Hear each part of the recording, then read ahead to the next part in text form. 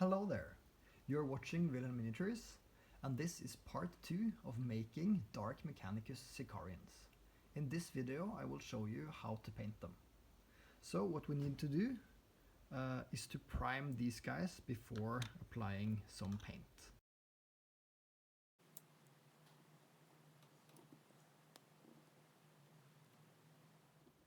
Alright, let's prime these.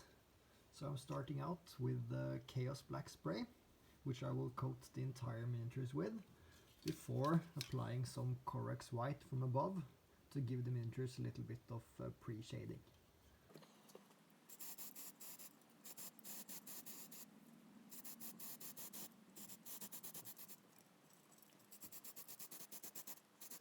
Try to spray from above to simulate light, so something like this.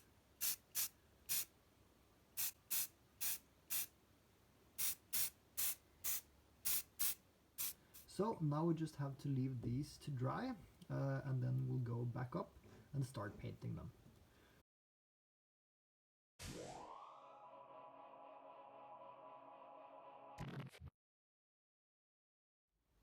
When the primer is dry, you should have something like this. And because you sprayed it with both black and white, you can see that we already have a little bit of shading even before we start the painting process. Straight from underneath, you can see that it's almost black, while from above, it's pure white. So we already have this nice transition from light to dark, which is really going to help us when we start to apply paints. However, I want to exaggerate this even more by adding a little highlight now before we start adding the actual colors. And I want to do this by adding some more white, again from above, but this time with a paint. And I'm going to do it by dry brushing, stippling, and also using a little bit of a sponge.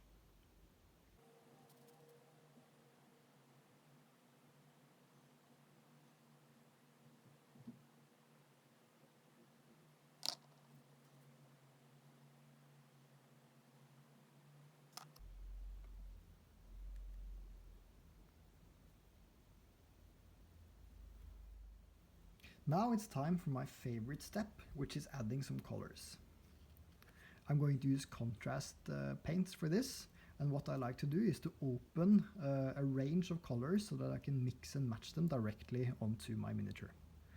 Let's start out with maybe a little bit of yellow. Oh, that yellow is actually quite nice as it is, very Nurgle-y. But as this is a Nurgle miniature, let's mix in some green. Green and yellow makes a very nice nice color. So I have some red around the wound.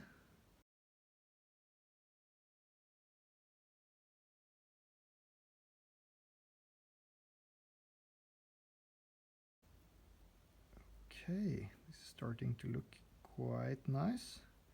And then, before it dries, this is very important, mix in some of the medium to tone everything down. This is the contrast medium, which softens up the colors and makes them blend a little bit better. Maybe a bit more green because this is a Nurgle figure. Okay, and this is the most important step.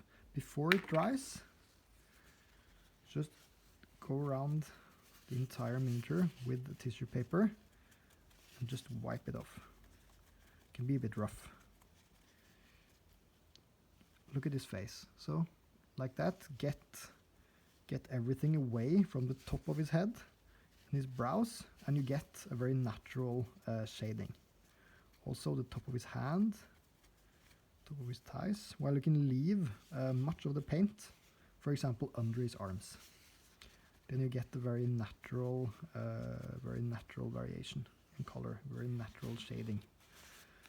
And again, this is very little effort, a very effective way to paint miniatures, which I like very much. And even though I am batch painting these, you need to do this particular step one figure at a time. If you let the contrast paint dry for too long, you're not able to remove any of the paint. Okay, let's have a look. I think this is a very good start. So let's go back to some more paint. The darker range this time, brown and black. Just add that to the metal parts. This will make the next part of painting actual metal colors much easier, because metals look much nicer over a dark base than they do over white. Okay, let's do another one. This time I want a bit more red. I think I would like these ones to have slightly different skin tones, so this time I'm going to use more maybe red and yellow and less green.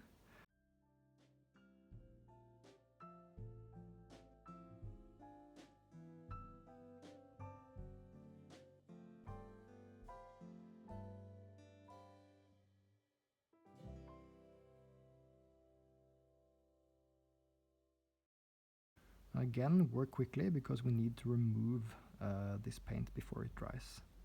So I want a bit more yellow, and then some of the medium where I want it to be a bit softer. A tiny bit of green. Can't do an entire Nurgle miniature without green. There we have it. And then, same as we did on the last one, start rubbing off the contrast paints. And again, don't use the same part of your tissue on the entire miniature, because it will absorb a lot of paint. So in the end, you'll just move paint around. What you want to do is to remove the excess paint that is on the raised areas.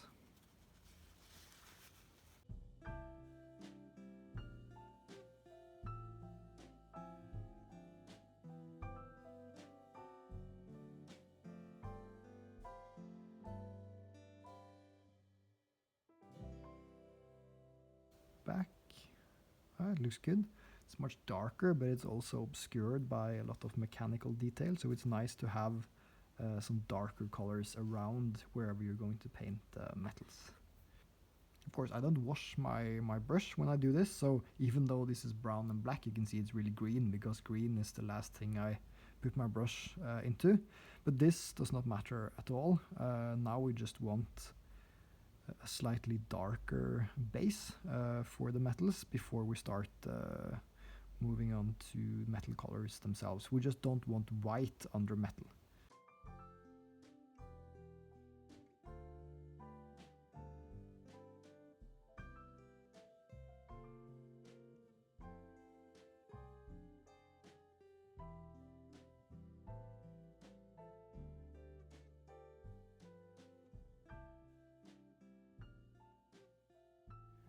This is almost like an eraser. Just look at this arm. You can just remove the intensity on the top by just dabbing on some of this.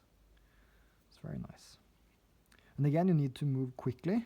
Just work in this for a few minutes. If you wait for too long, the paint will start to dry and you will have ruined this way of painting, because the most important step is to remove the excess paint with the tissue.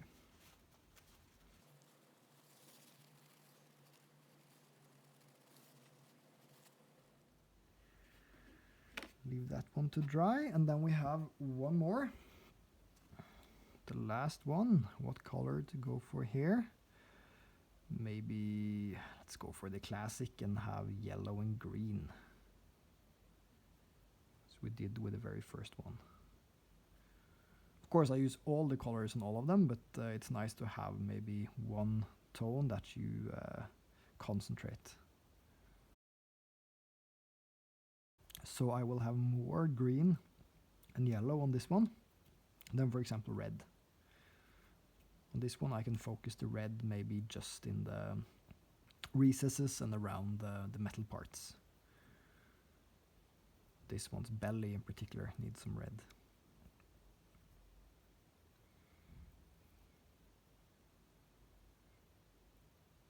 Oh, the red is so intense. You need to be careful with it, or else everything's suddenly red, like here.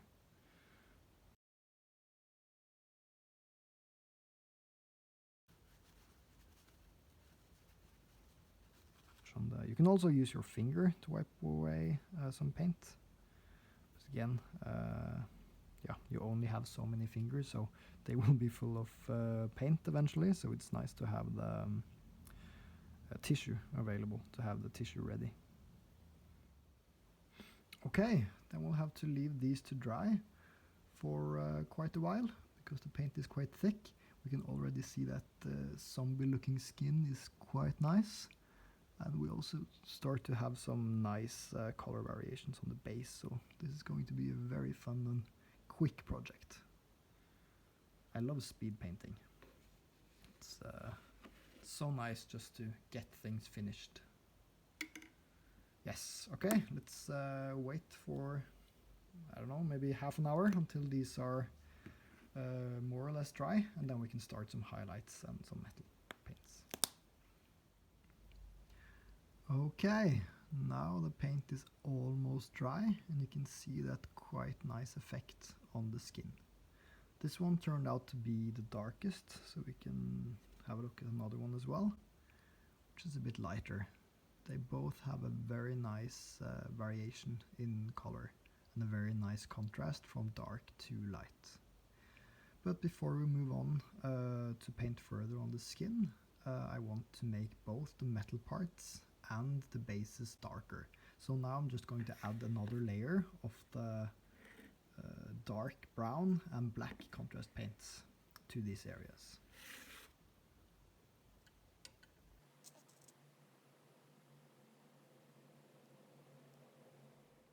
Now we can also grab a smaller brush to darken up the hard to reach areas. For example, this little metal piece on its belly here. We want that one to be darker as well, as we did with the legs. But it would be very hard to reach it with this huge brush. So now is the time to do some darkening of the details.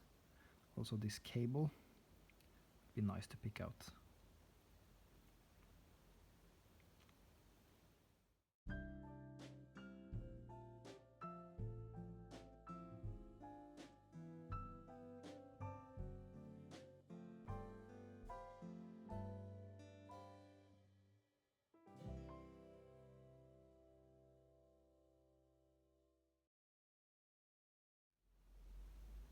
When the second layer of contrast paint on the metals and the dark areas is starting to dry, it should look something like this. And the next step to do now is to reapply some highlights to make them even crisper, and maybe add some details and highlights on the skin in general. I will be doing this with white and a small detail brush. You can start by picking out all the little boils. This is the glass balls that we glued on the last time, and they will look very good with a little tiny white highlight. Make them appear a bit shiny and nasty. It's also important to work on details on the face to make it stand out.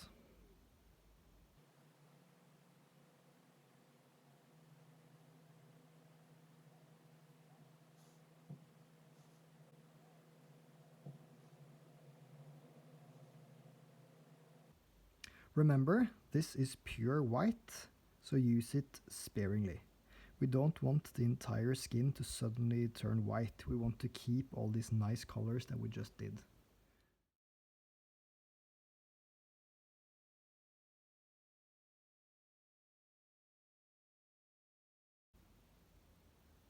Okay, this is how it looks after applying the white highlights. After finishing the white highlights on all the 5 miniatures, I wanted to add some more details around the face. And I'm doing this by adding some more shades or some more colors, red and purple, around the eyes and mouth. I use Games Workshop shades here instead of contrast paints because they are not as strong, so I can do this in layers. So I want his lips to be a little bit red.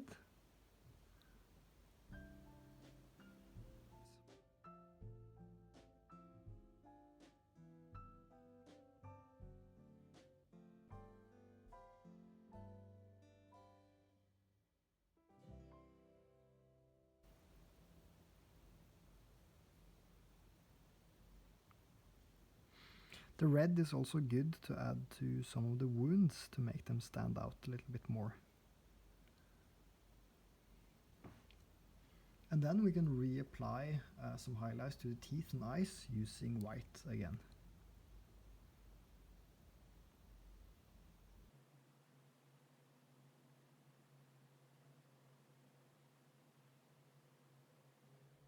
Now that the highlights have dried, let's take a look at these horrible faces.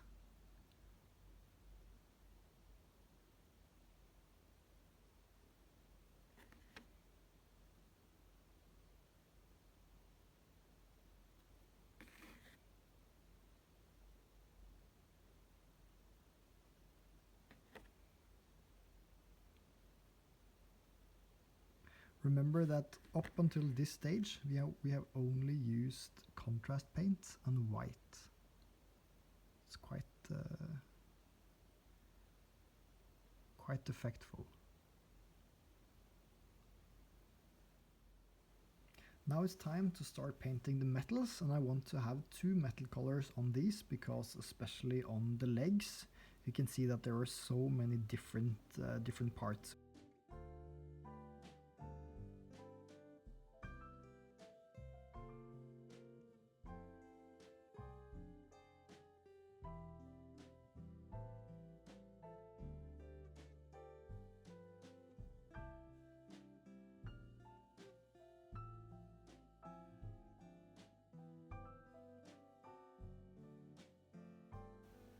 Now I'm going to apply a coat of everyone's favorite wash, Agrax Earthshade.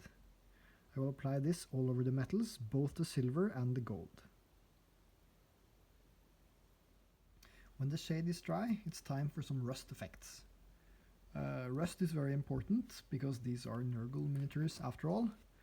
What I like to do when I make some quick and dirty rust, limiting myself to using only Games Workshop paints, I like to take a little bit of this orange shade, place it where I want some rust, and then come in with a different brush with some watered down yellow and dab it on there just a little bit.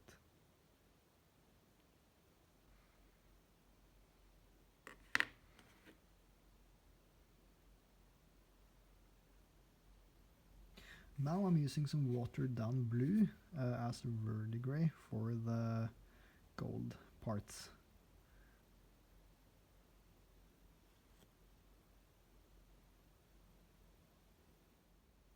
To finish off the metal, I'm giving everything a quick highlight of Stormhost Silver.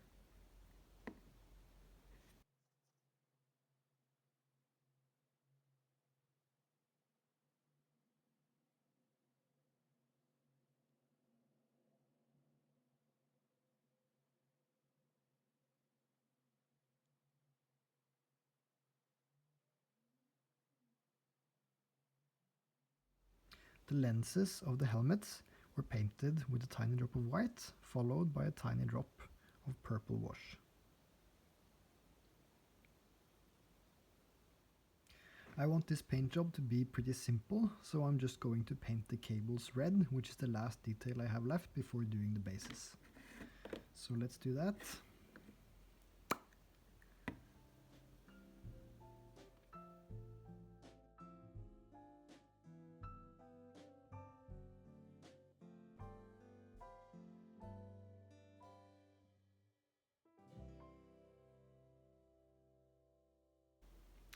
Then I'm highlighting the cables with pure white.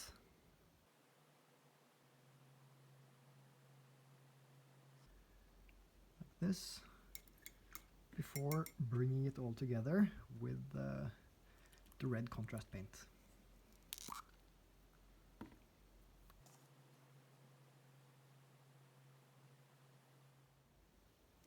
The last thing to paint is the bases.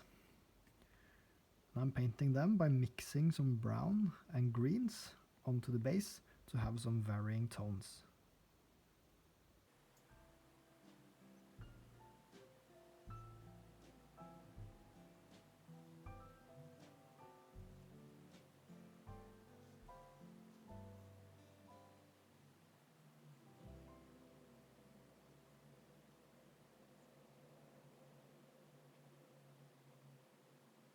The browns and greens were followed up by a light dry brush of a bone color.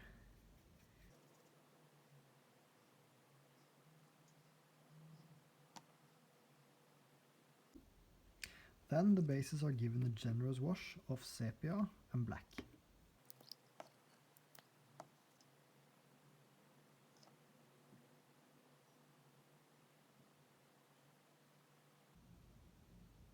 The final step in any paint job is to paint the base rim, and I always paint this one in black.